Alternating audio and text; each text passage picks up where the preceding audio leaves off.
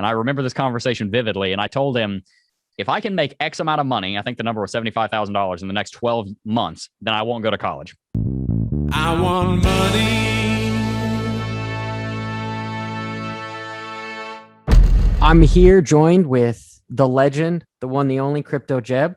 And I wanted to just talk to him and ask him a few questions and see how he became into cryptocurrency. So how are you doing, Jebb? I'm doing great. I'm glad to be here. Shout out to everybody over on Johnny's channel. How are you guys doing? What's up? Yeah. It's a fairly small channel, so it's a pleasure having you on mine as well, man. So first and foremost, how old are you, Jebb? I am 20. I'm turning 21 here in about 2 months. Wow. So what brought you to cryptocurrency? I got into cryptocurrency when I was 17 years old. And some of your viewers might remember the channel Crypto Nick. For a time, Crypto Nick was the largest YouTube channel in cryptocurrency. And he ended up getting involved with a Ponzi scheme called BitConnect. And then everybody decided that they hated him because the Ponzi scheme came out as a Ponzi scheme. Nevertheless, I saw one of his videos titled How I Make $30,000 a Month Mining Bitcoin. And myself in my 16-year-old body during the summer was like, I want to make $30,000 a month mining Bitcoin. What's Bitcoin? So I clicked on the video and, the rest is history. I watched the video. I just made a bunch of accounts. You might be able to relate to this, Johnny. Sometimes there's a moment where you're just like, man, I don't even know the magnitude of this, but I know that my life just changed. Like your hair is standing up on your arms kind of moment. And it was one of those moments. I just knew that something major had happened. That sounds cliche, but I'm serious. Like in the moment, I was like, something big has just happened. And that was almost 4 years ago now. In fact, at the end of this month, July 31st, it will be 4 years since that day. And a few months later, I started a YouTube channel, sucked at it, but been working on it every day here since. And it's been quite the ride. Yeah, you're one of the biggest influencers in the space now. So you've definitely gone through some learning curves, but you're getting it. And I appreciate everything, all the information that you give to everybody. It's interesting that you said, so you were a senior when you first heard about Bitcoin mining. I guess I was going to add to it as, did you start mining? Did you start using some graphics cards to try to mine and kind of took off from there, or? Yeah. So when I got into cryptocurrency, it was in between the summer of 11th and 12th grade. So I was dual enrolling at the local community college called Santa Fe. So I was a high school student taking college classes, which a bunch of the people from my high school and around here have done that. I don't know if that's something that happens other places, but I was doing that because as I was growing up, I wanted to go into astrophysics. And then I decided, I don't want to be in college for 12 years. I'd rather retire, not at 80 because, you're jumping to your career at 35. Nevertheless, I decided that I don't want to be in school that long. So I was like, okay, I'll go into engineering. I didn't really know what I wanted to do with my life. Sure, a lot of people can relate to that. It's a weird and kind of sucky feeling. Yeah. But when I found cryptocurrency, my initial introduction was to mining. However, I didn't have any money to start mining. My computer was worth like $200 7 years earlier when we bought it. So I couldn't mine on my own rig and I didn't have any hardware. But what I did have were the two websites, Genesis Mining and Hashflare. And these were two websites that were doing something called cloud mining, where you could invest money into renting out hardware space on some big mining farm somewhere. And then you would make a profit from that return. And then you could continually compound it. So I was like 16, 17, depending on what exact time we're talking about. And I would go and find $10 or $15 here and there from my dad, or I would just skip lunch for a week. I did that quite a bit. And I'd put money into Bitcoin. I'd buy $10, $15 here and there. And then I put it into mining. I remember I spent 8 hours one day building this massive, complicated compound interest calculator that was a year long, 365 cells long, that I used once. And I was going to okay, what happens if I just put all of my money into Hashflare and into Genesis mining and just let it compound for a year using different compound rates? And then I realized, okay, this is cool, but I need to figure out how to do this another way also. So that's when I started getting into trading and investing. I never did any mining with my own rigs and my own hardware. I did a lot of that cloud mining stuff for a little while. I haven't touched it in almost 3 years now, but I have done a little bit of it. I've got a bunch of friends that are linemen and they work with the utility companies. And so they know when somebody's mining at their house because electricity spike is through the roof. They know, hey, they're either growing marijuana or they're mining for Bitcoin. So that's interesting. And mining is one of those things where it seems like you have to have money to make money. And now with it being so popular, you really have to have a lot of money invested to even have a small portion of the 6.25 Bitcoin that are coming out every 10 minutes. So, all right. So you figured out mining wasn't really going to be your thing. The next thing, did you just like, okay, what if I just maybe trade Bitcoin, or were you always just sort of a buy and hold investor? Yeah. And did you continue to go to school, or did you just put all your focus into cryptocurrency and just go head first into building your YouTube channel? How did that happen? Yeah. So it was a really interesting time in my life because I was in I started the channel on November 16th, 2017. And I remember it was January 20th of 2018 that I told my dad I wasn't going to college, which dumbfounded him because he had been hearing me say for the last 7 years, Dad, I want to go into astrophysics. So his kid just went from wanting to be a PhD student to saying, bump this, I'm going to go start a YouTube channel. And at the time, we had 500 subscribers. So my father believes in me, but he was like, really? So I said, I'm not going to college. And he looked at me dead in the eye and said, like, hell you aren't. And I said, that's not your decision. And I remember this conversation vividly. And I told him, if I can make X amount of money, I think the number was $75,000 in the next 12 months, then I won't go to college. If I don't make that, then I will go to college. And I didn't have to do that because it's my decision, but I wanted to make him I wanted him to think that I was confident in myself, that I knew I could do this, and made him believe that, like, hey, this is something that Jebb's serious about. So I didn't quite hit that number, but I got close through trading and investing, and I continued doing some mining.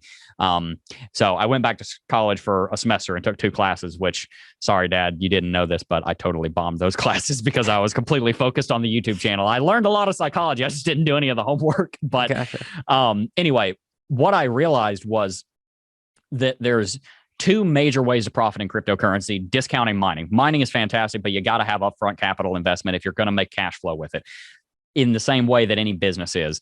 It's just the way that it is. So I realized that through trading and investing and through running the YouTube channel, then those 3 things could generate wealth for me that I could then use to fulfill my mission, which was to help my dad, to help my family, and to help my community. Because I grew up with a lot of people that were not very well off. We weren't very well off. And I had this dream that cryptocurrency could potentially change my life and change the life of those around me by generating wealth so that we can make an impact in the world. And that's what we're doing to this day through our mission. We want to help give people back control of their destiny from those that stole it from them.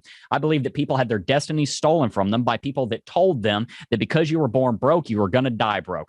I think that's a lie. And I think people need to realize that with the right tools and the right mindset, then they can pull themselves out of that situation. I digress. I started trading and investing, and I was making some money off of that. And then I started the YouTube channel, and both of those streams combined, and then they started overlapping, where the money I was making from trading and investing, at that point, a lot of it was investing. Some of it was trading. A big part of it was investing. Those 2 things started to overlap. So the channel was making money because I was setting up as a business. We launched the Cryptocurrency Technical Analysis Academy, which has now blossomed into McAfee Media, which is the company behind all of our current operations. So the money was made in both of those ways in tandem. And now I still trade every once in a while, but I'm mostly in the realm of investment and long-term positioning, because I want to put as much time as I possibly can into developing the organization that I'm running now, because I think that that's the best way that I can make a human impact. Because you see, I'm not in business for the sake of making money. People hear that and they think, oh, Jebb, you're full of it or you're crazy. I'll leave with this on this question, because I know this has been long. Simon Sinek, who is a author who has written many books about business, said that a business should be looked at as a car.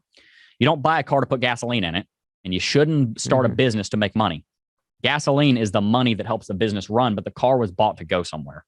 I look at my business, I look at my life, and I look at my channel as a method by which I can do something in the world, which is hopefully helping people get control of that destiny back. Yeah, in a roundabout way, sort of leave a legacy. Yeah, well, maybe I mean, from a 1,000-foot view. Yeah, so it's kind of like that. The thing is, the reason I don't say it that way is because when you say leaving a legacy, it puts the emphasis on the person that is leaving the legacy.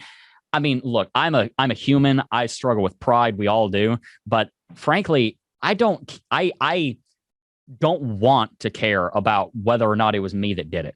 I want to know that I did something to make an impact, but I don't need to know that everybody else knows that I did it. You see what I mean? So it's never really been about legacy for me. It's been about the impact, no matter where the credit goes.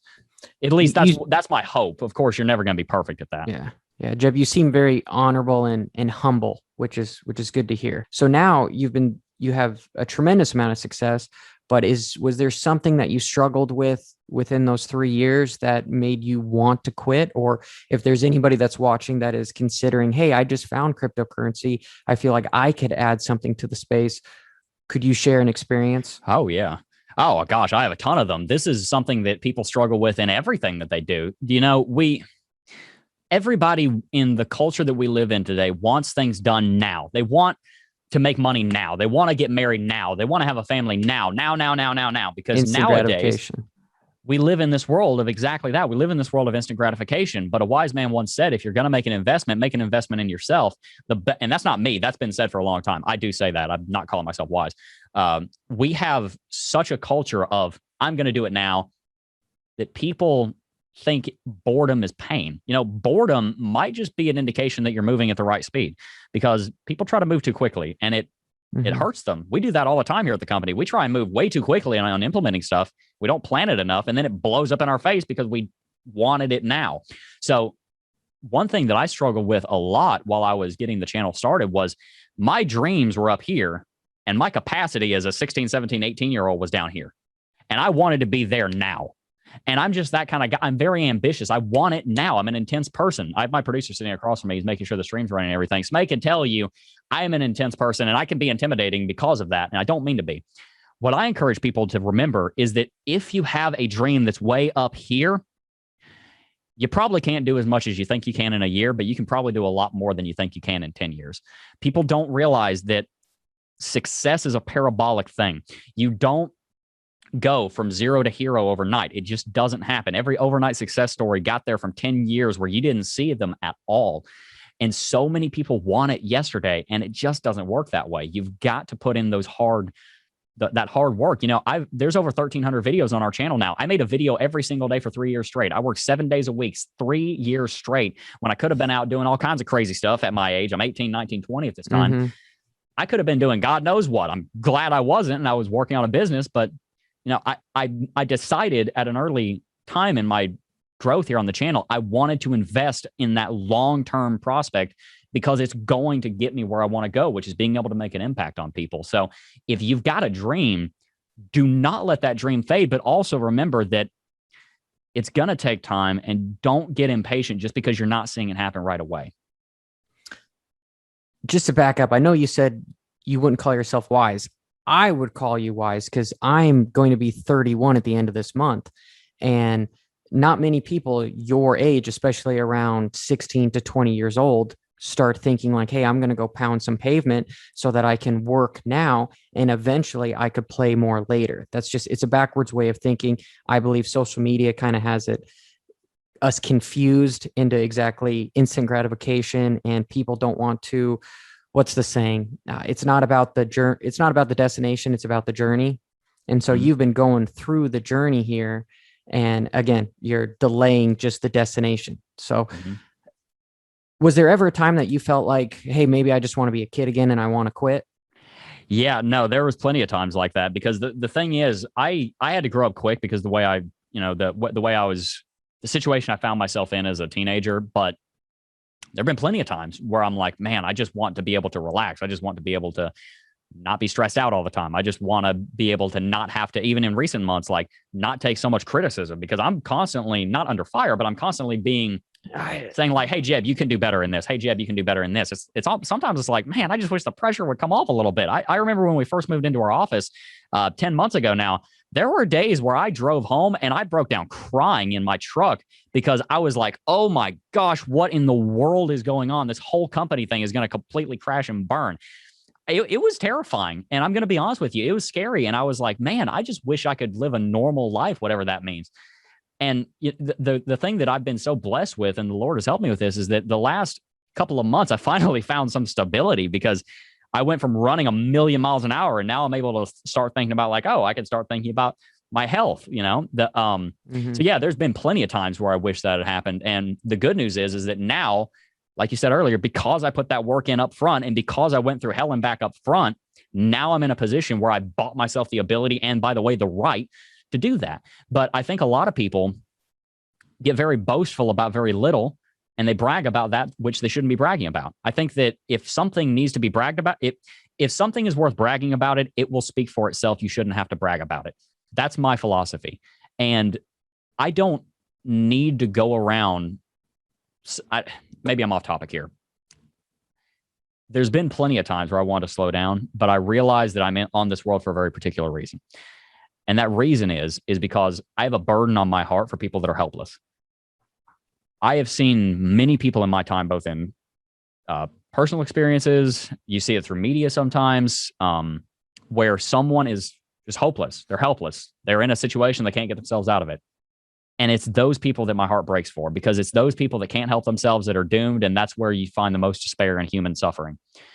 And because of experiences in my past, that's what I'm passionate about. It's not about having the title CEO or having 1 million subscribers. It never has been.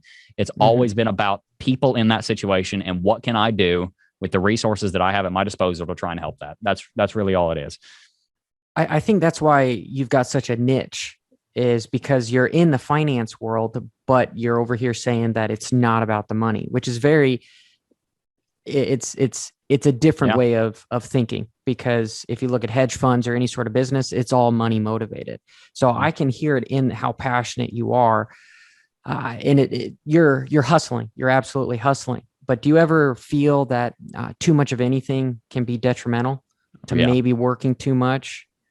And I guess maybe this is a loaded question, but with the audience that you have, do you ever get discouraged by maybe some of the negativity that's brought on? Or do you feel that the space is, I guess I can't think of a good way of putting this, but do you ever just get down on yourself because of the negativity with keyboard warriors and that sort of thing, because you're in the spotlight? Yeah, it's that's something that a lot of people on YouTube, and I'm sure you can relate to this having your channel. A lot of us struggle with as content creators is the negativity. You'll see a comment and someone's like, "Oh, you're ugly," or like, "Oh, hey, pizza face, like what's going on with your acne? Why can't you wash your face more?" Or like, like Jebb, your hair looks stupid, or people come up with the weirdest stuff and they say horrible things. That has never bothered me that much because I can't see the person and I don't have a relationship with the person. I'm the kind of person where if I don't know you, I really don't care what you think. If I know you, I really care what you think. And so the comments have never really bothered me all that much. But what does bother me is when someone in my personal life comes and says something similar, which doesn't happen a lot. And normally it's out of love. And it's like, "Hey, Jebb, I want you to improve." But that can hurt me quite a bit. And so you asked about the comments, but what was the original part of that question? I'm sorry. Oh, I guess it was sort of an open-ended question where I was just saying too much of anything could be detrimental, because you said you were going home and you just didn't have any time kind of for you. And it sounds like you already kind of answered that, saying that you found time to maybe get away sometimes and not work as much. And that's so right now I'm on a 40-hour-a-week schedule. For a while I was working 70, and several of my executives were working 70 or 80 also. And now I'm down to 40, they're down to 50, 55, and they're only working that much because they want to. We have managed to build, through optimization and efficiency and quality inspection and control and everything, a pretty well-run organization that we're continuing to improve upon. And that has allowed us to become more free.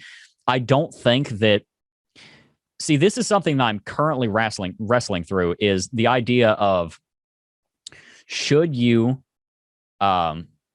if you are capable of it, which some people are most certainly capable of it and want to do it, should you work 70, 80 hours a week if you can, when you could be more efficient and fit it into 40 and spend more of that time with your family or whatnot? This is something I'm balancing. I'm in a peer advisory group called C12. Anyone who is a business owner, you should check it out. You should join one. It's a fantastic group that I'm a part of.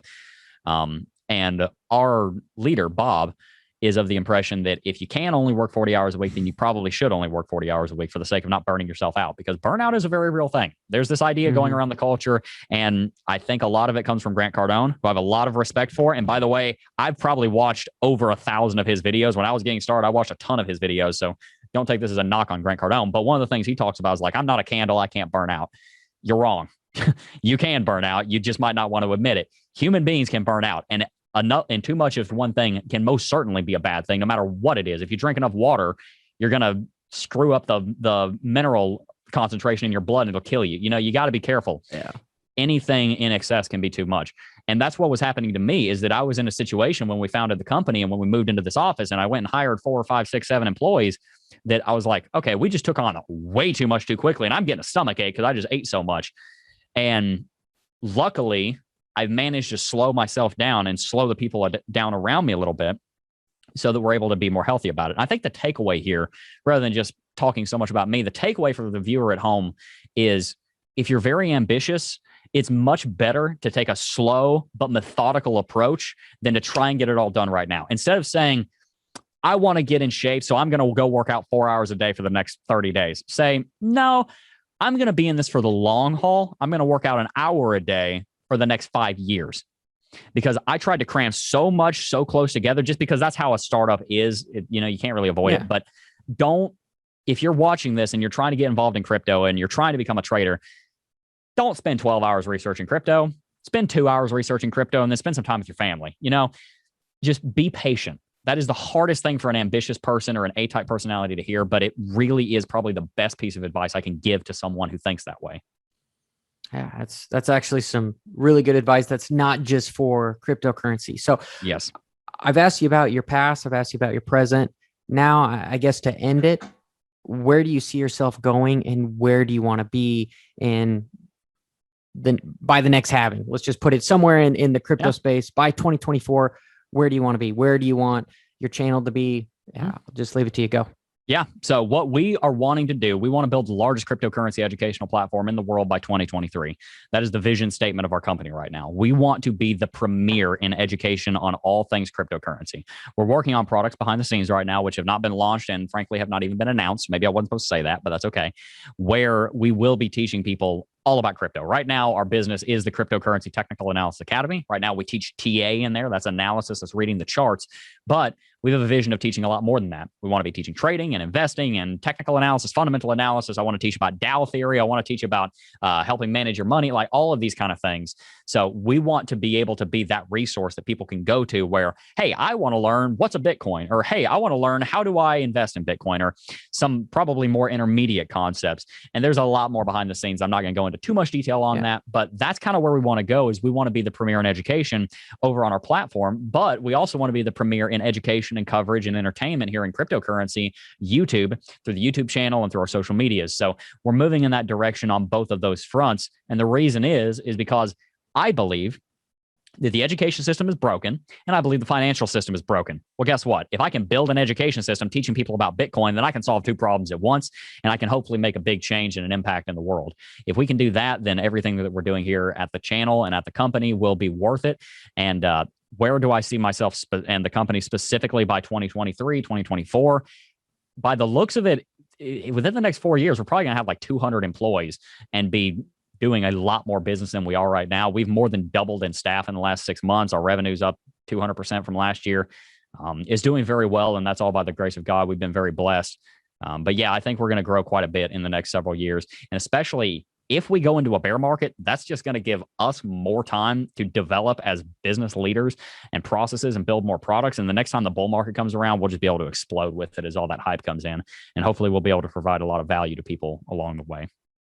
Yeah, well, thank you, Jebb. And I appreciate you coming onto my channel, given, I guess, the smaller channel, having somebody as popular as yourself on the channel. I don't look at it that way, Johnny. I think that you're an intelligent person, and I think that it was a pleasure to talk to you. The subscriber count doesn't really matter to me. I think you're doing a great job, and I think if you're watching this video, you should subscribe to Johnny, and you should subscribe to Johnny Crypto. He's about to hit 10,000 subscribers. He might have done it before this goes out, but if you haven't already, he's really smart, and you should subscribe.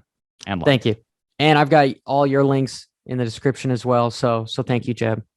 Absolutely.